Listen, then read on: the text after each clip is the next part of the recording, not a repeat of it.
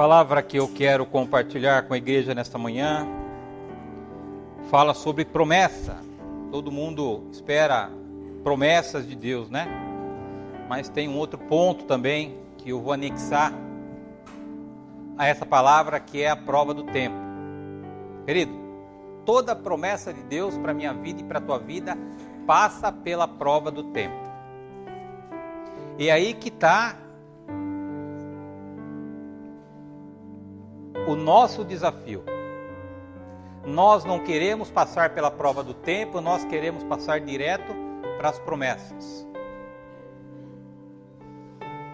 Nós não estamos preocupados com o tempo de Deus, nós estamos preocupados com a promessa de Deus. E é por isso que a gente vive ansioso, preocupado, por isso que a gente não dorme, por isso que a gente não come, por isso que a gente toma remédio, por isso que às vezes a gente se afasta da igreja, por isso que às vezes a gente não quer ouvir algumas coisas que o pastor fala, porque isso tudo nos incomoda, porque a gente não está acostumado a de fato viver na dependência de Deus. Se você está precisando de uma bênção, querido, se você está esperando uma promessa de Deus, saiba que toda promessa de Deus passa pela prova do tempo. O tempo é uma ferramenta que Deus usa para nos aprimorar. O tempo é uma ferramenta que Deus usa para que a gente exponha o que está no nosso coração. O tempo de Deus é como um sachê de chá. Você só vai saber o que tem dentro do sachê quando ele é mergulhado na água quente.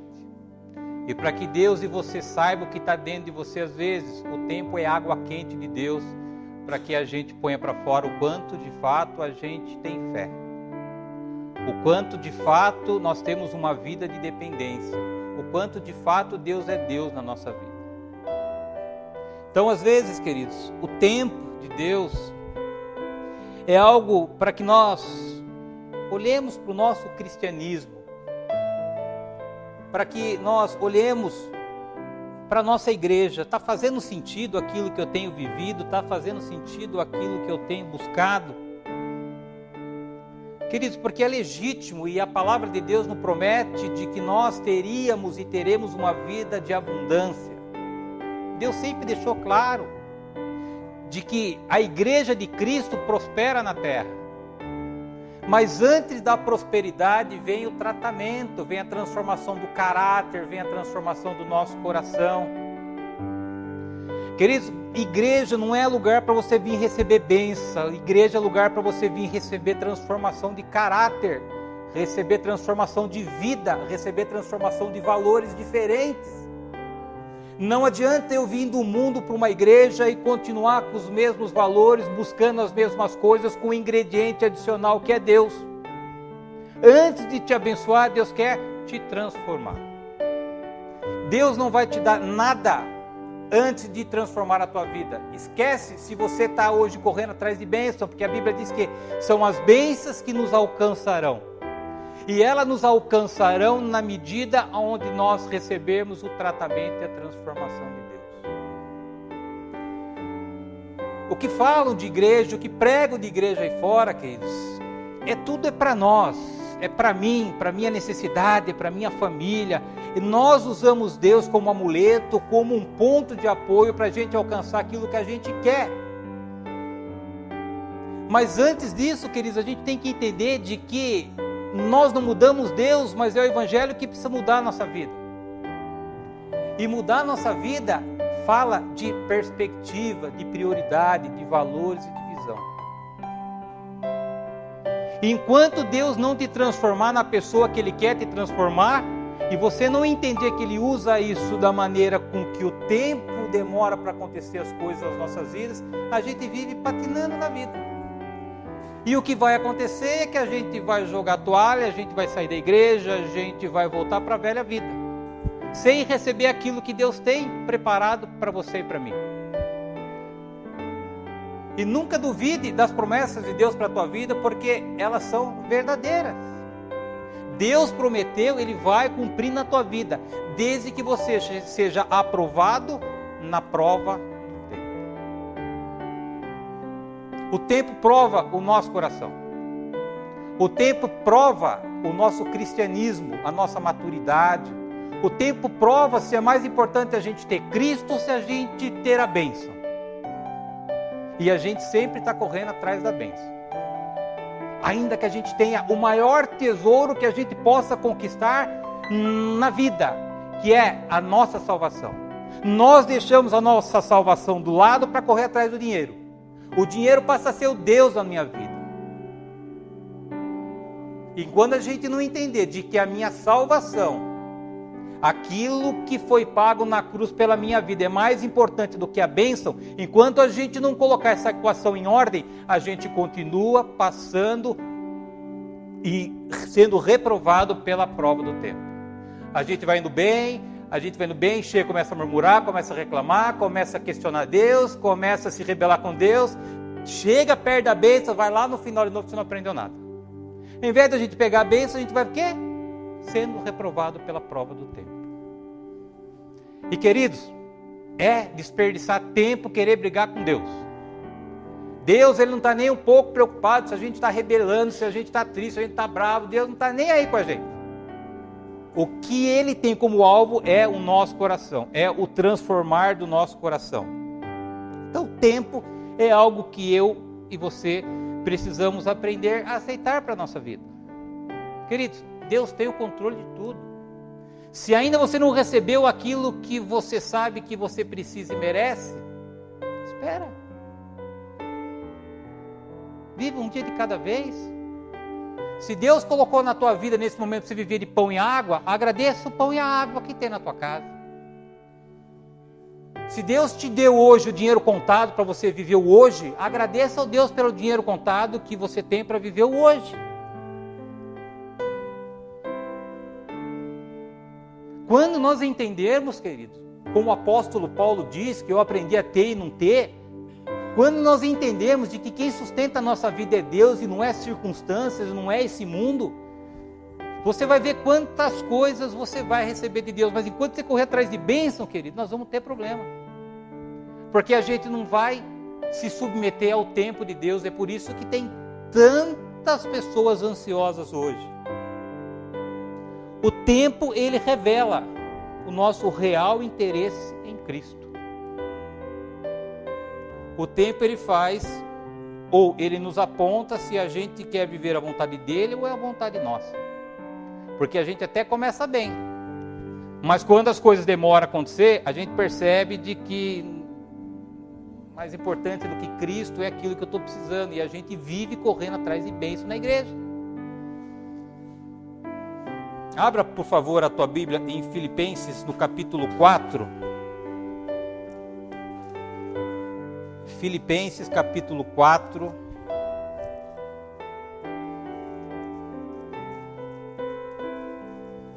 Capítulo 4, versículos 11 e 12. Um cara que foi aprovado na prova do tempo. O apóstolo Paulo entendeu o que é o cristianismo, o que é o evangelho.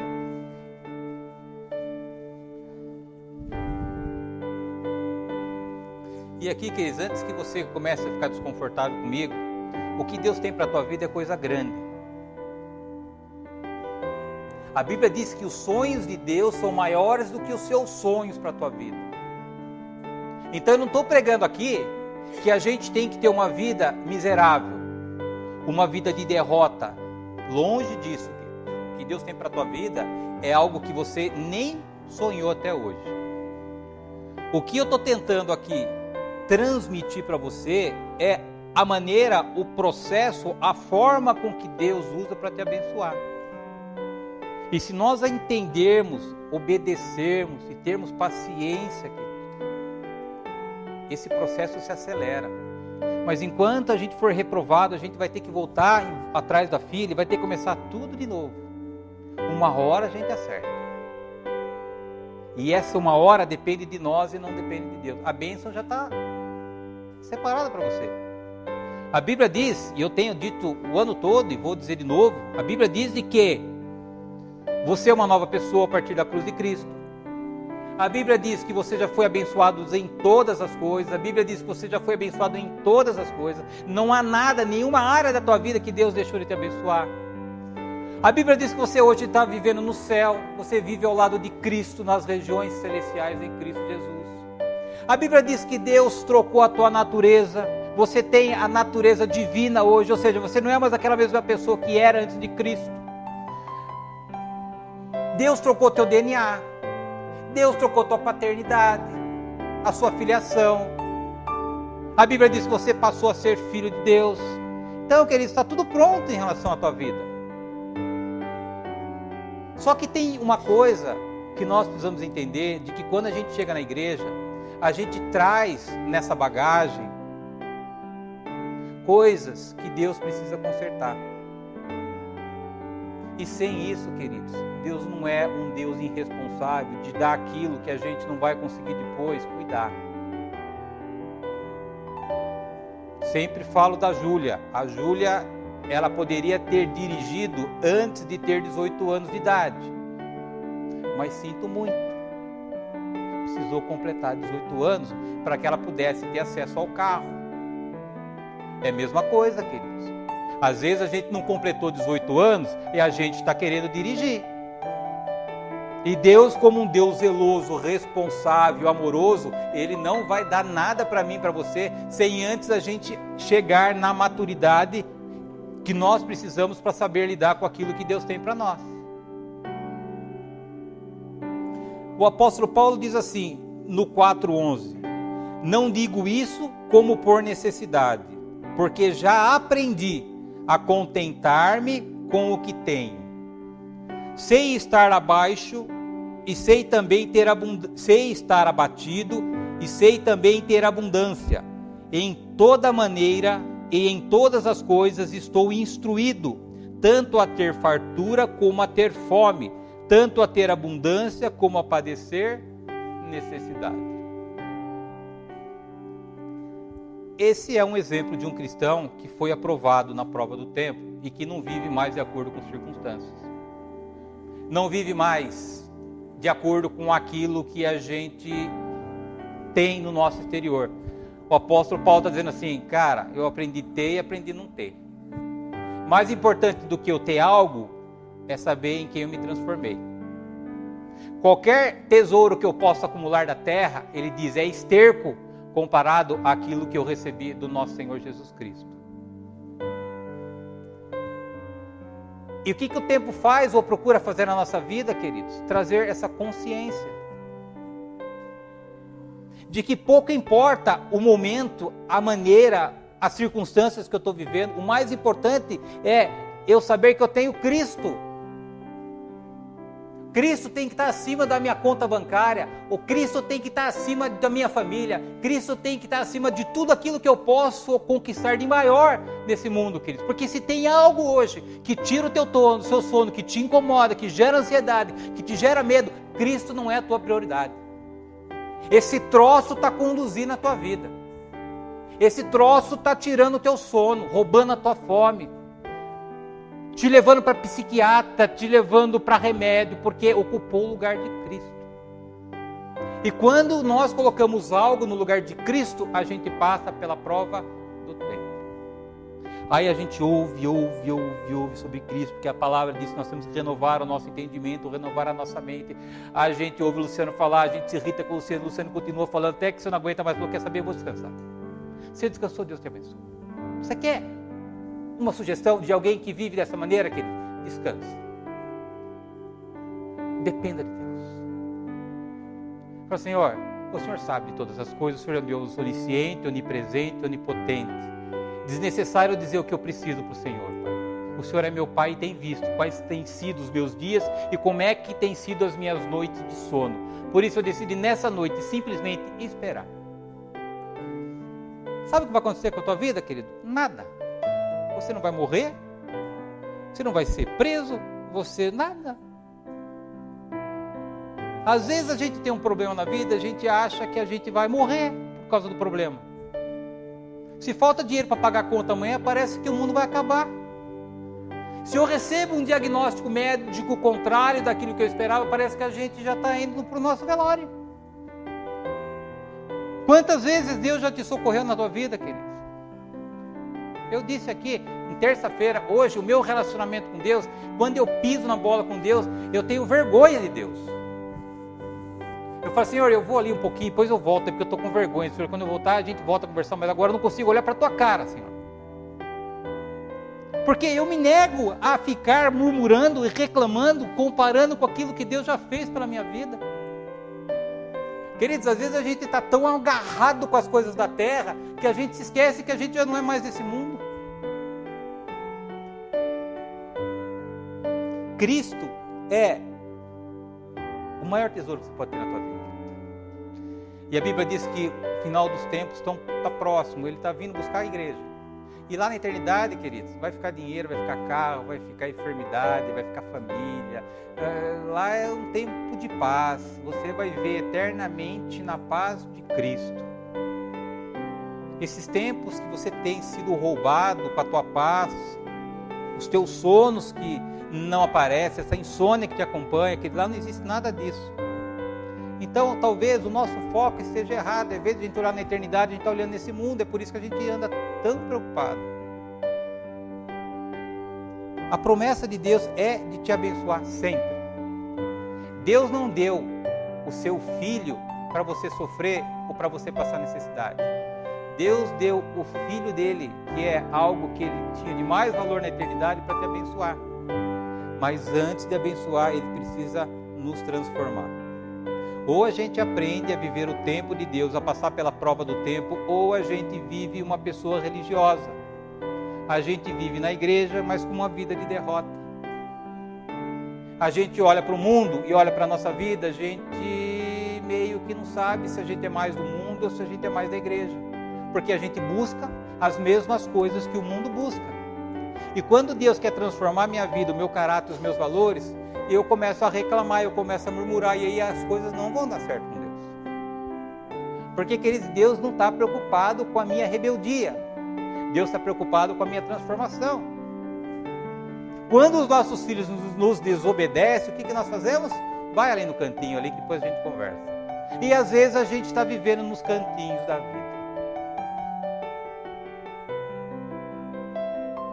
A proposta do Evangelho, queridos, é transformar as nossas vidas. Nunca se esqueça disso. Antes de te abençoar, Deus precisa te transformar. E é dia a dia. E as provas, elas vêm, queridos. Se você olhar na Bíblia, a gente vai estudar um pouco isso. Não há bênção sem prova. Todas as pessoas que estão na Bíblia como personagens, antes delas terem a promessa alcançada, elas precisavam passar pela prova do tempo. Vamos ver isso. Abre em Josué. Josué capítulo 14. Vamos aprender com Caleb. Josué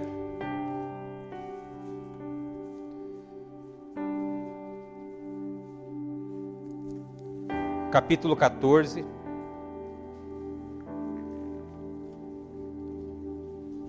Do 7 até o 13.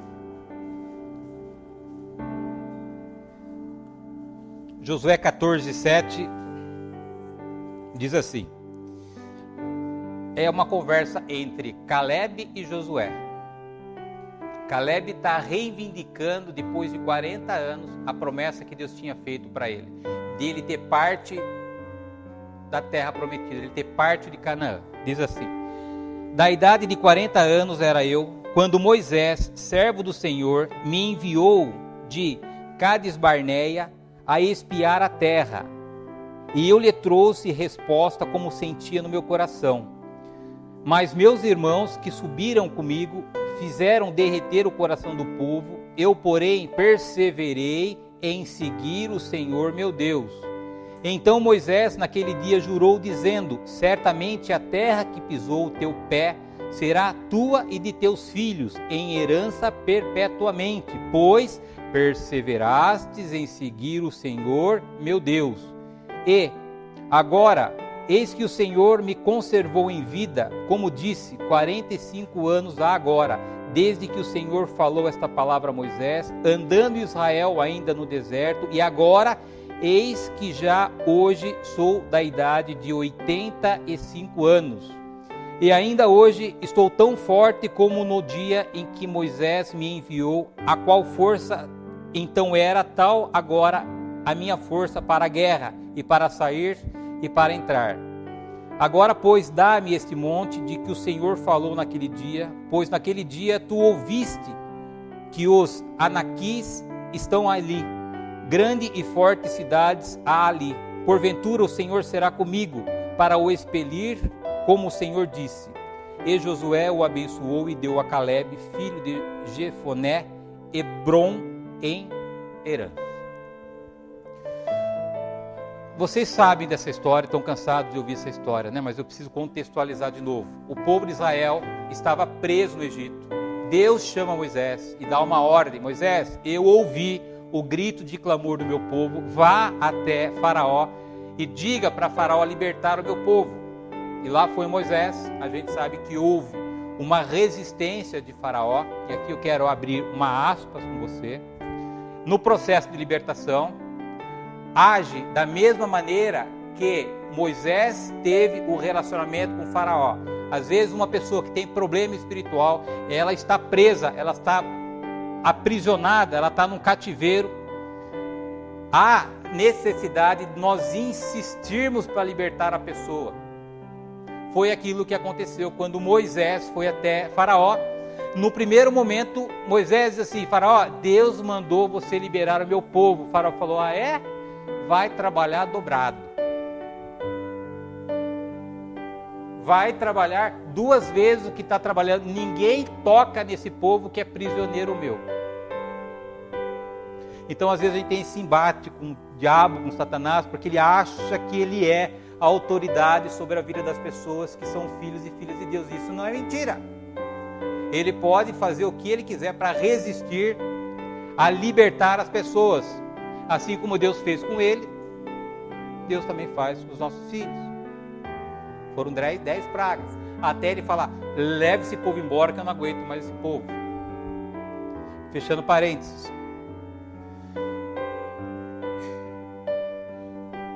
Quando Faraó libertou o povo, e durante a passagem no deserto, Deus chamou Moisés e falou assim: Moisés, separa uns homens para espiar a terra que eu vou dar para o povo. Preste atenção, Deus falou: eu vou dar a terra para o povo. E aí Moisés separou Josué, Moisés separou Calebe e separou mais algumas pessoas do povo. E a Bíblia diz que esses espiões foram espiar a terra. Quando eles voltaram, as pessoas que acompanhavam Calebe e Josué voltaram tremendo. Eles disseram assim para Moisés: é impossível nós entrarmos nessa terra. Nessa terra habita gigante. É um povo muito numeroso. É uma fortaleza de exército. Nós parecemos gafanhoto diante desse povo que habita na terra prometida. E a Bíblia diz que essa conversa derreteu o coração daquele povo, ou seja, aquele povo ficou absolutamente desestabilizado, com medo. Diferentemente disso, quando Calebe e Josué se apresentou diante de Moisés, disse assim: a terra é boa, a terra emana leite e mel. A terra de fato é algo que nós nunca conhecemos antes. Olha, queridos, a mesma terra, um olhando para as dificuldades, outro olhando para a promessa. E a Bíblia diz que naquele ato, pela maneira com que Calebe trouxe a notícia, Moisés disse: a terra será tua. E passado 40 anos, Calebe veio reclamar a promessa de Deus para Josué. E a gente vê uma palavrinha que se repete: perseverar. E eu fui procurar na Bíblia, no dicionário, o que significa perseverar. É persistir, continuar, permanecer.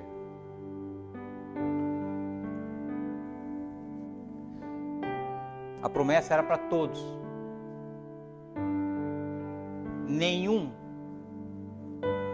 homem daquele povo que ficou 40 anos andando no deserto, entrou na terra prometida. Só entrou na terra prometida seus descendentes, Calebe e Josué.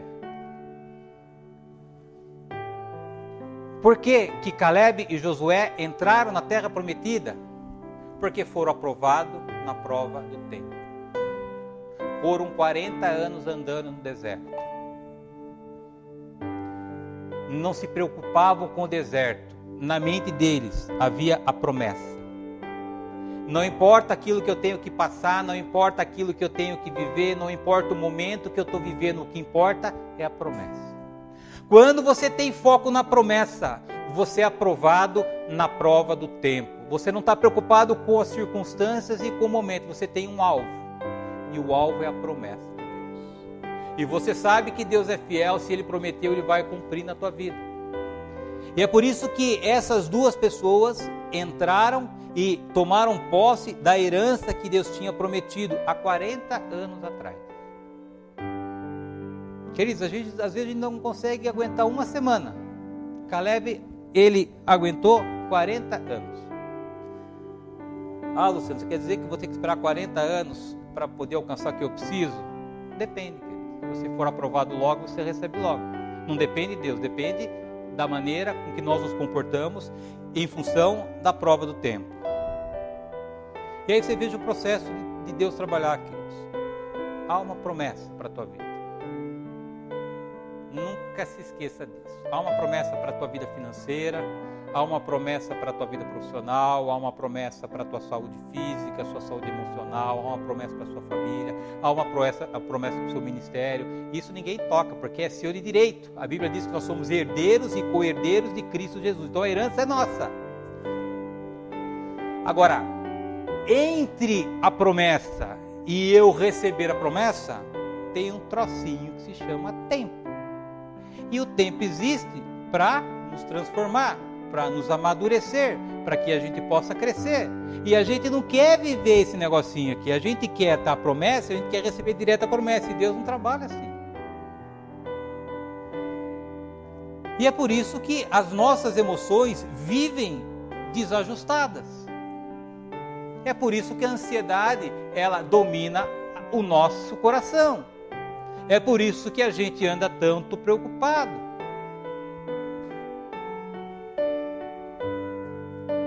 Algumas coisas de Calebe que me chamam a atenção, se você estudar um pouquinho a história de Calebe. Ele não olhava para as circunstâncias, queridos. Ele estava sempre fixado na promessa de Deus. O que tem que te sustentar na vida é a promessa. É a promessa que tem que fazer você sair de casa cedo, colocar a faca nos dentes e lutar. Correr atrás, arregaçar a manga, parar de ficar reclamando, murmurando. Ó dia, ó vida, ó azar, não vai funcionar, porque Deus ele não se sensibiliza com as nossas criancices. O que tem que sustentar a minha vida e a tua vida, se Ele prometeu, Ele vai cumprir. Quando? É no tempo dele. Que Ele faça a transformação que Ele tem que fazer no meu caráter, na minha vida, no meu coração. Que Ele use o tempo para me fazer um ser humano melhor a cada dia.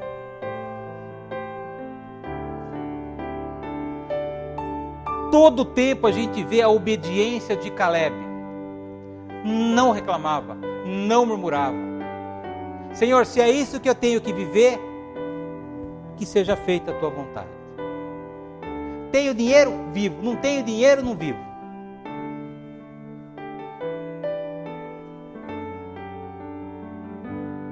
Algo mantinha a esperança viva no coração de Calebe. Promessa. Pergunto para você, como eu tenho perguntado nas reuniões de ensino, quantas promessas Deus tem para a tua vida? Se eu fizer uma enquete aqui, nós não vamos saber mais de 5. A gente pode achar, mas onde é que está na Bíblia? Nós não sabemos.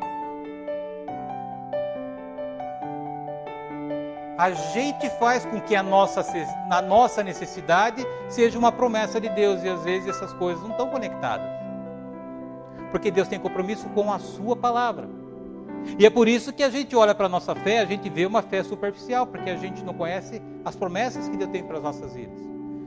Eu tenho um plano financeiro, eu peço prosperidade. Eu tenho uma doença, eu peço cura. Eu tenho algo, eu peço... Ou seja, eu pego o que eu estou vivendo e levo para o altar do Senhor para que Ele possa me atender. E às vezes essas coisas não estão alinhadas. Por isso que às vezes a gente corre atrás do rabo. Vai em Deuteronômio. Volta um livro, por favor. Deuteronômio, no capítulo 1, versículo 36. 35 e 36.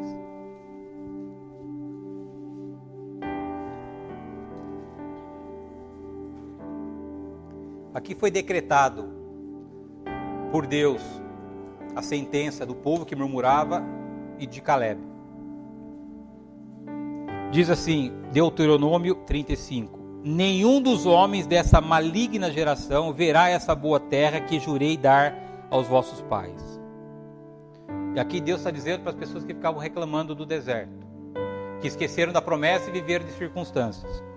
36, salvo Caleb, filho de Jofoné, ele haverá, e a terra que pisou darei a ele e a seus filhos, porquanto perseverou em seguir o Senhor. O que você tem que fazer enquanto você não alcançar a promessa? Perseverar em obediência, em servir ao Senhor. E se você olhar para esse povo, que Deus disse assim, ó, esses caras não vão tomar posse da promessa, não vão entrar na terra prometida. A primeira coisa que fica claro é a murmuração do povo. O povo reclamava que só tinha pão, o povo só reclamava que tinha água, o povo reclamava que de dia era muito calor, que à noite era muito frio, o povo murmurava o tempo todo. E se tem algo que desagrada profundamente o coração de Deus, é filho e filha que murmura. Filho e filho que fica questionando Deus. Por que Deus? Por que Deus? Por que eu estou passando por isso? Isso desagrada profundamente o coração de Deus. Um aspecto que levou esse povo a ser reprovado na prova do tempo foi a murmuração. A segunda coisa que levou esse povo a ser reprovado na prova do tempo foi a ingratidão.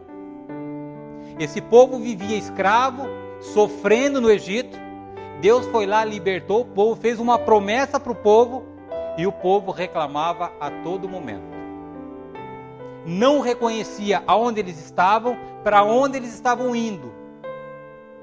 Ele só se preocupava com o caminho. Queridos, e às vezes o caminho não tem só flores. O caminho tem espinhos. Que é para te machucar? Não, mas é para te transformar. A terceira coisa que a gente vê, o terceiro ponto que levou esse povo a ser reprovado na prova do tempo era o desânimo. O povo vivia desanimado. Deus acompanhava o povo a todo instante no deserto, caía pão do céu, saía água da rocha, as vestimentas cresciam de acordo com o crescimento do povo, e o povo vivia desanimado. Querido, se você tem desânimo na vida hoje, desculpa eu te falar, mas você vai ser reprovado na prova do tempo, e você não vai alcançar a promessa que Deus tem para a tua vida. Desanimado por quê? Porque as coisas não aconteceram na tua vida?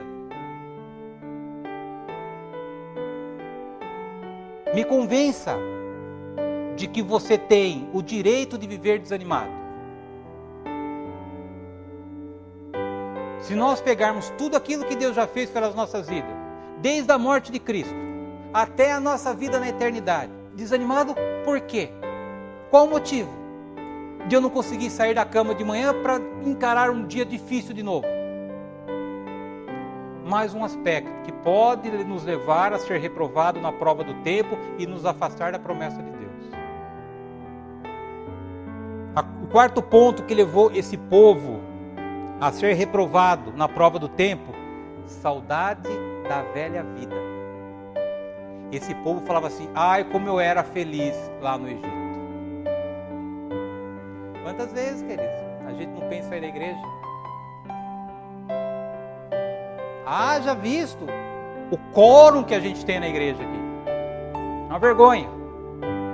Falamos de Deus com prioridade, a gente não consegue vir numa reunião para aprender mais sobre Deus.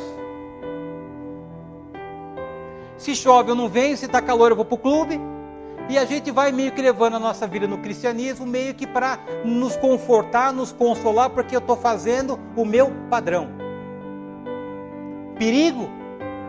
O mundo cada vez te puxa para fora, te leva e quer te levar distante de Deus. E vai chegar um momento, você vai de novo se deliciar com as coisas do mundo e vai voltar para a velha vida. O povo, ao invés de reconhecer para onde eles estavam indo, eles estavam se baseando naquilo que eles estavam vivendo. E falam assim, eu era feliz lá no deserto, fazendo tijolo, quebrando pedra, sendo humilhado por Faraó. É assim que o diabo faz nas nossas vidas, quando eu me distancio dos caminhos do Senhor.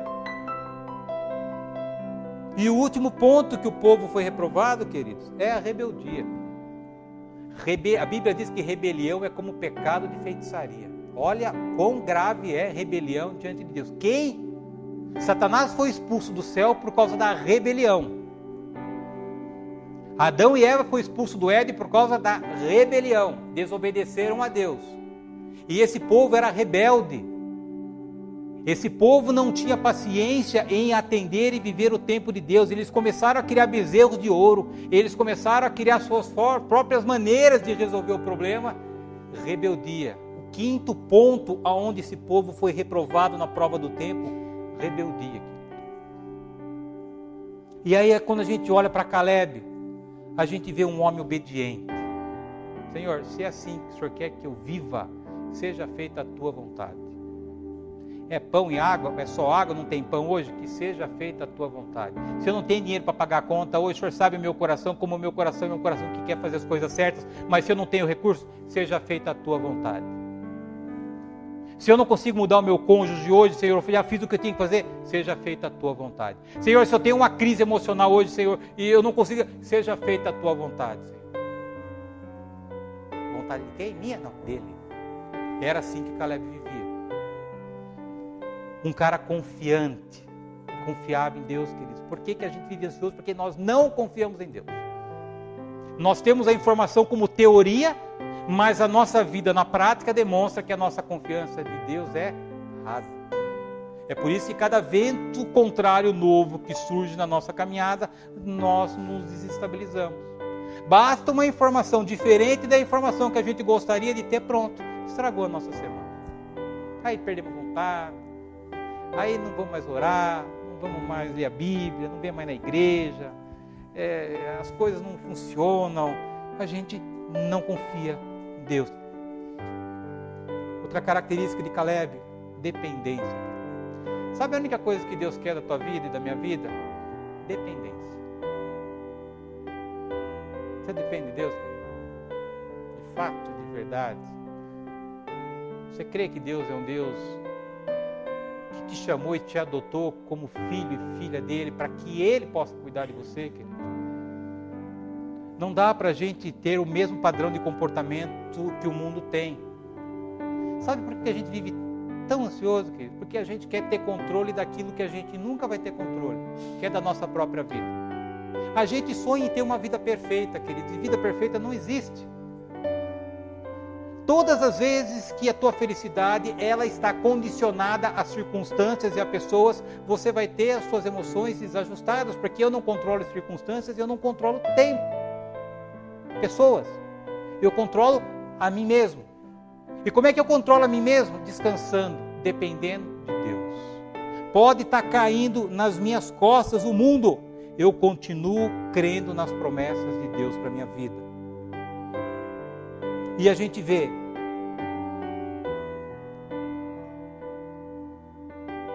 a paciência de Caleb. Queridos, o nosso caminhar é um dia de cada vez. Por isso a minha sugestão é que o Espírito Santo me ajude e te ajude nessa manhã a entender que tudo tem um tempo determinado para as coisas acontecerem. Eu vou dizer para você, é o tempo que honra a tua vida. É o tempo que te aproxima da promessa. Talvez você tenha uma percepção errada sobre o tempo. Quanto mais você espera, mais perto da promessa você está. Porque a Bíblia diz que é a promessa que te alcança, não você que alcança a promessa. O que Deus quer de mim e de você nessa manhã, o que Ele reivindica da minha vida e da tua vida é: espera. Anda correndo demais, preocupado demais, está sofrendo demais. Viva um dia de cada vez, espera. Queridos, a nossa parte é a parte mais fácil que tem, é esperar. E quando eu falo esperar, não é ficar dormindo, não, queridos. É lutar mesmo. É arregaçar a manga, correr atrás. Dar um bico na preocupação, na ansiedade, no medo, na insegurança, queridos. Isso não faz parte de quem é filho e filha de Deus. Se esses comportamentos, se essas emoções têm hoje criado ou achado um espaço no teu coração, queridos, tem coisa errada aí. Pergunto para você, há quanto tempo você está esperando as promessas de Deus para a tua vida? Uma pergunta mais importante: de que maneira você tem esperado as promessas de Deus para a tua vida?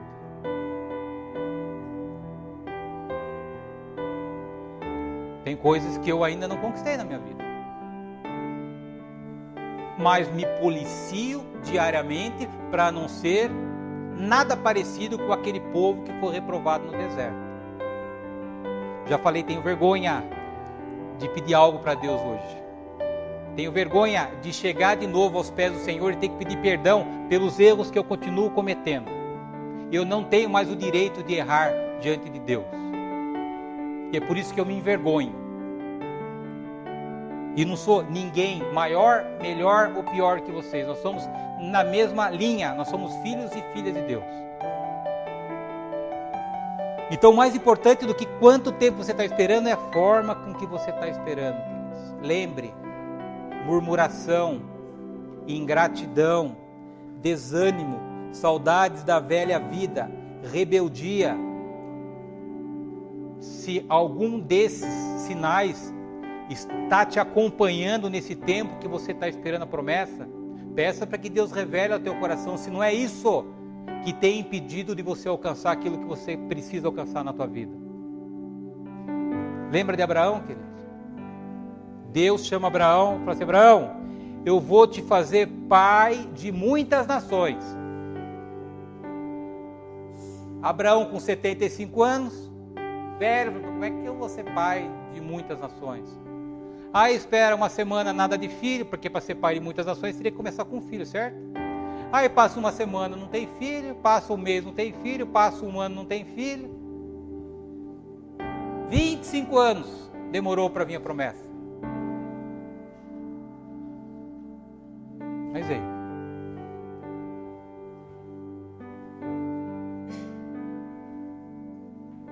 $25 anos, mais uma prova da maneira com que Deus trabalha. Prova do tempo e promessa, prova do tempo e promessa, prova do tempo e promessa. Aí nasce Isaac, depois de 25 anos.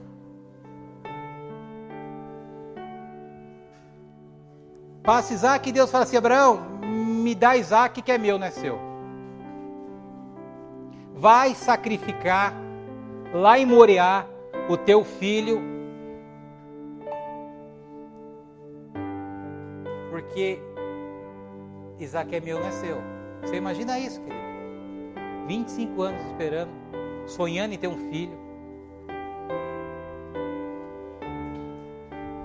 Imagino eu, Deus pedindo a Júlia para mim, querido.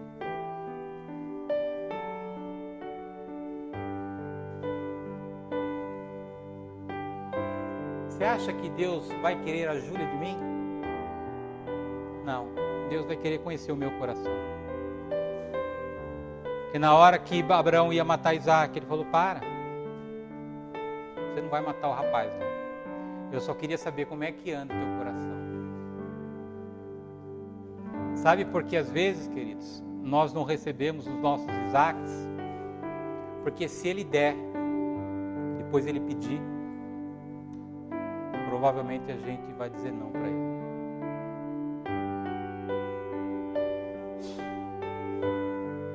Talvez aquilo que você tem buscado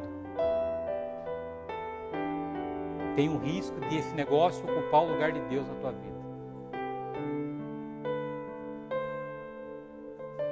Talvez isso que você tenha depositado, esteja depositando a tua esperança, tem um lugar no teu coração maior do que Deus.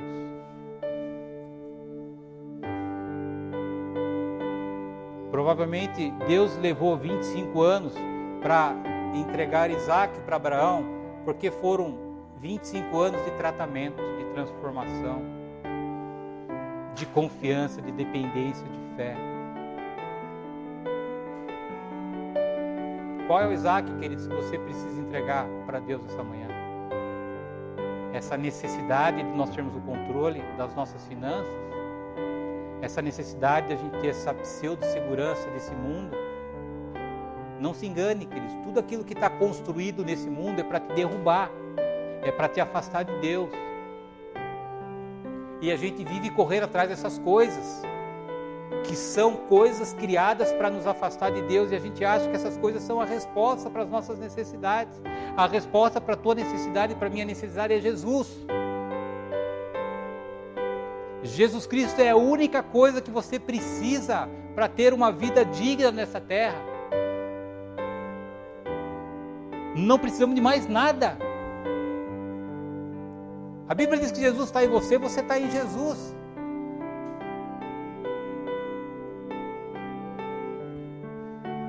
Se eu puder te dar um conselho, queridos, acalma teu coração, descansa um pouco.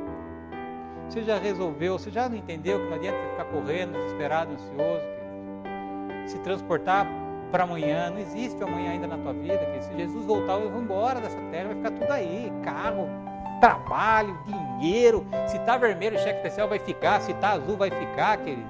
Vamos embora. É isso que tem que encher o nosso coração de alegria, que a gente está salvo.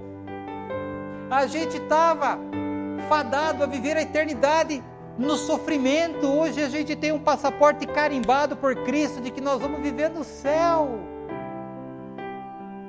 O que é mais importante na tua vida e na minha vida do que saber que a gente está no céu? Se tem dinheiro, se não tem dinheiro, eu estou preocupado com o céu.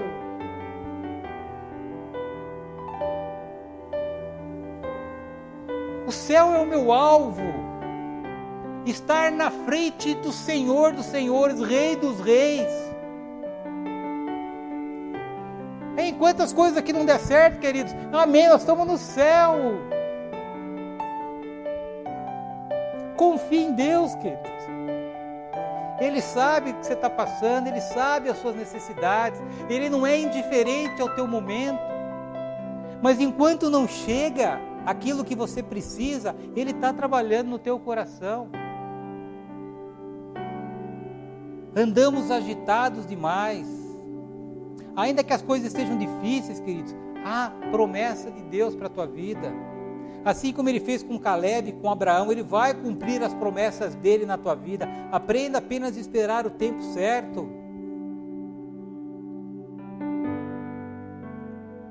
Eu sempre disse na igreja que se há um remédio que Deus usa para curar a nossa ansiedade, é o tempo. Quanto mais ansioso a gente é, mais tempo a gente leva para poder alcançar aquilo que a gente precisa alcançar na nossa vida. Deus tem o melhor para nós, queridos. Ainda que o momento não seja bom na tua vida. A única coisa que Ele pede de você, ou pede para você, é confia nele, espera nele, desacelera. Toda promessa passa pela prova do tempo. Vou chamar o Bruno aqui para vir aqui comigo, Bruno. Nunca se esqueça disso, queridos. Vou pedir para você ficar de pé.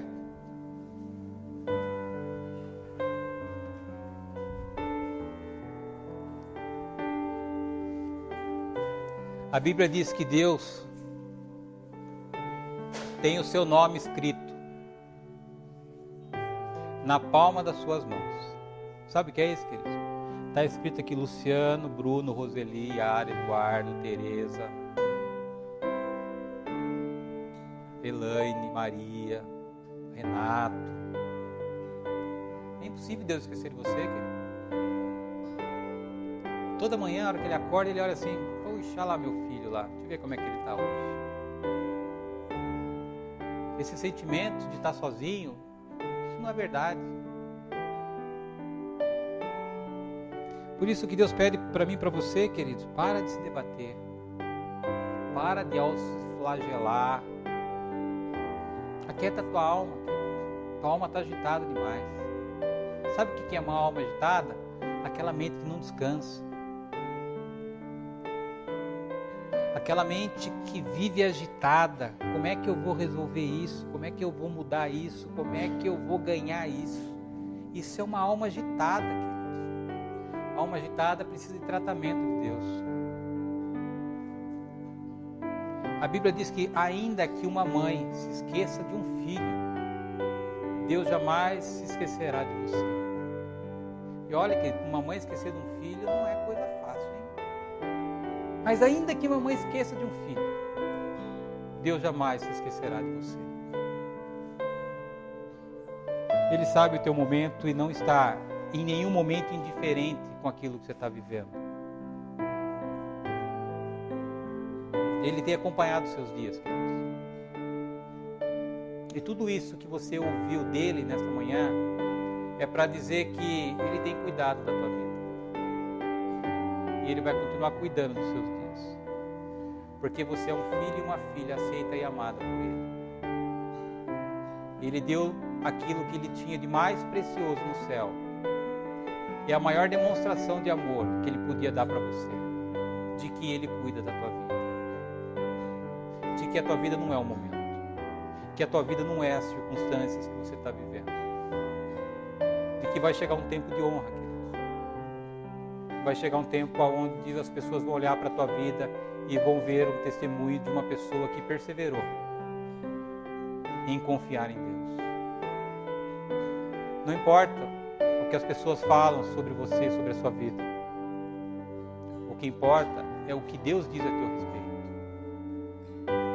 E você vai ser honrado. Você vai ser exaltado para que Deus seja glorificado. Para que você possa vir aqui e falar, eu esperei. E Deus me atendeu. Amanhã é segunda-feira, queridos. Os problemas vão lá.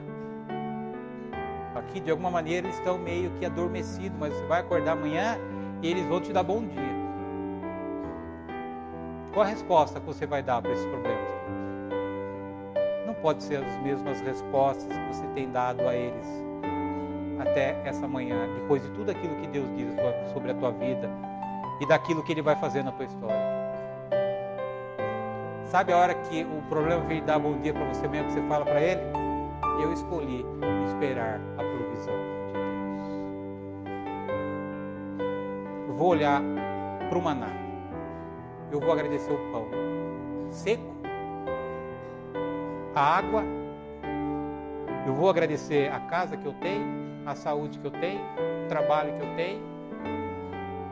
Vou agradecer o trabalho que eu não tenho, porque eu sei que Ele está providenciando um trabalho para mim. Exercitar a gratidão. Tantas coisas a gente tem, querido. Escrevi no Facebook. Feliz é o homem que se contenta com aquilo que tem. A gente vive ansioso por aquilo que nós não temos. E aquilo que nós não temos já é promessa de Deus. Sempre disse, há pessoas que sonham ser e ter aquilo que nós temos e nunca terão capacidade para isso. E a única coisa que Deus reivindica de mim e de você nessa manhã, aprenda a esperar o tempo de Deus. Está tudo no controle de Deus, querido. O mundo em tua volta pode estar caindo, mas Deus está te sustentando. Deus vai continuar te sustentando. Nenhum mal vai se achegar da tua vida e na vida da tua família. Desenvolver a dependência de Deus precisa ser a nossa prioridade. Eu queria que você, enquanto nós estivéssemos louvando, de que você abrisse seu coração para Deus essa manhã, queridos. E dizer para Ele assim, Senhor, eu tenho dificuldade em viver o Teu tempo, me ajude nisso. O Senhor como Pai, Sabe, queridos, a mensagem que você pode dar para Deus essa manhã, não dizer para Ele que você vai viver o tempo dele, que você sabe que você não vai conseguir, mas me ajuda, Senhor. Me ajuda eu viver menos ansioso, menos preocupado. Me dá uma sensibilidade a mais para que eu sinta a Tua presença na minha vida. É isso que Deus quer, querido. Deus não quer pessoas perfeitas, Deus quer pessoas com o coração voltado para melhorar, para acertar. E se você abrir teu coração nessa manhã e dizer para Deus, Senhor, me ajuda nesse processo. Eu quero viver como Caleb, quero viver como Abraão, ainda que eu esteja longe desses homens, mas me leva um pouco mais para perto deles, para que eu possa demonstrar a confiança que eu tenho nas tuas promessas e na tua palavra. Queridos, e aqui é uma relação entre pai e filho, e pai e filha. Eu não tenho a capacidade de mudar a maneira com que você tem vivido a tua vida. É uma relação na vertical. Por isso eu queria que você abrisse o coração, não para mim, mas para Deus, que está aqui te ouvindo. Mas fazer isso de uma maneira genuína, queridos. Fazer isso de uma verdade como talvez você nunca fez antes. E confessa para Deus, Senhor, eu não consigo, Senhor, esse negócio me acompanha todo dia. E eu não quero mais viver assim. Amém?